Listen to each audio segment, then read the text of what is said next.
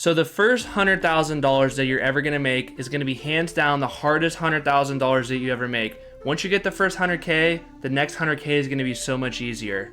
So I was talking to my buddy the other day, and he has a construction business, and for lack of better words, he's not really doing good with his business.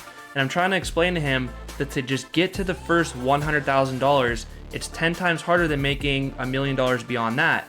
I'm not the only one to say that the first $100,000 is the hardest. Warren Buffett's partner, Charlie Munger, has said that the first $100,000 is a bitch.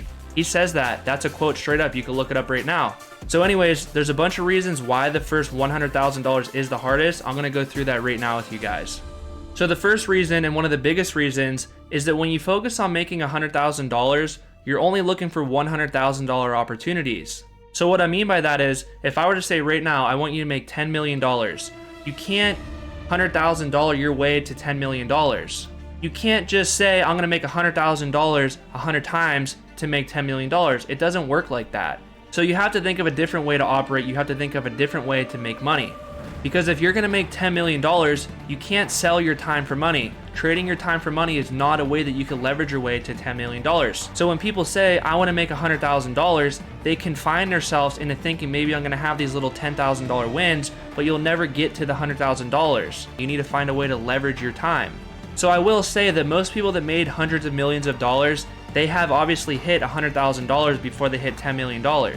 And I will tell you that when I personally made my first $100,000, when I had it in my bank account, clean cash out the door, I looked at my wife and I was like, dude, we're good. We could breathe now. We have 3 years of our living expenses covered.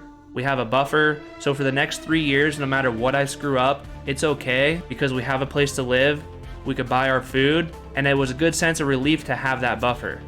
So the reason the first $100,000 was so impactful for me is to go, for example, from $1,000 to $100,000, that's a 100x increase. And I will tell you, after I hit $1 million in my bank account, it didn't feel the same as having that first $100,000 because there's so many initial hurdles that you have to get over in order to get to the first 100K. And once you hit the first 100K, the hundreds and hundreds and hundreds that come after that are much easier. So I'll tell you right now, it wasn't easy, it was super hard. But that's normal, it's supposed to be hard. It's not supposed to be easy for everyone to make $100,000. But it's gonna get easier because you're gonna start to think differently about how you use money, how you leverage your money, and how you leverage your time. Because the hurdles and challenges to make your first 100K, they only exist from when you're at $0 to 100K. Once you're 100K and beyond, they don't exist anymore. So once you break that first 100K level, it gets way easier. So now back to the original topic of why the first 100K is the hardest to make. It's because you think of vehicles that you could trade your time for money for, such as your day job.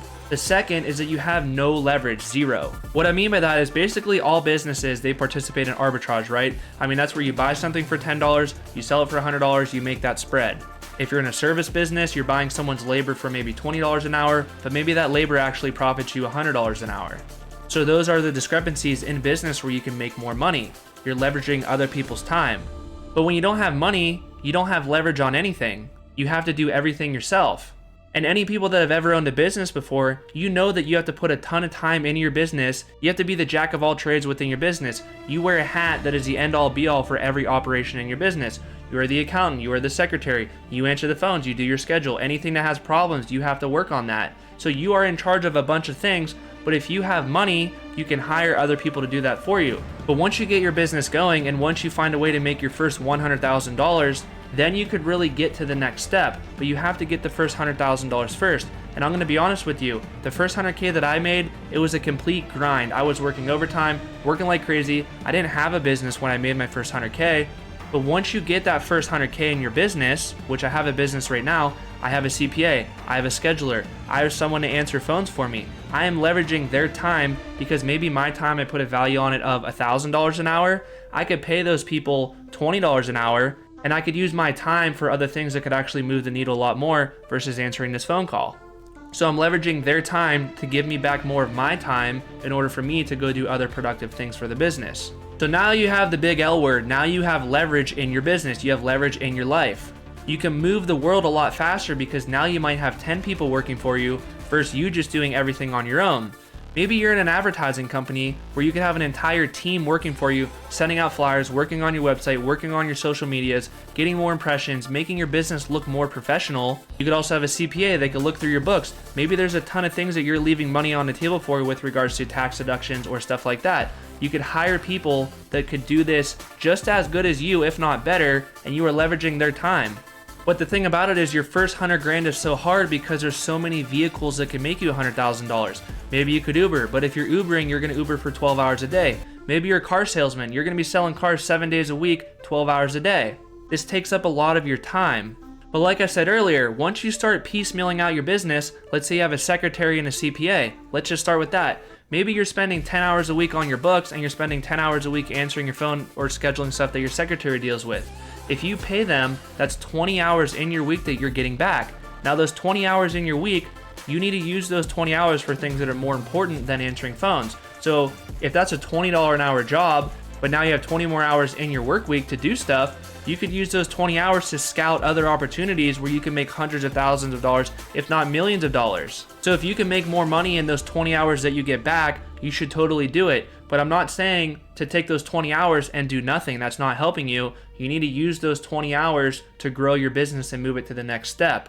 So as your business is growing, you are layering these people in below you that are helping you with the smaller tasks in your business so that you could focus on growing your business. And then fundamentally, once you're at that level, you will look at your business and say, what do I actually have to do to make $1 million? What do I actually have to do to make $10 million?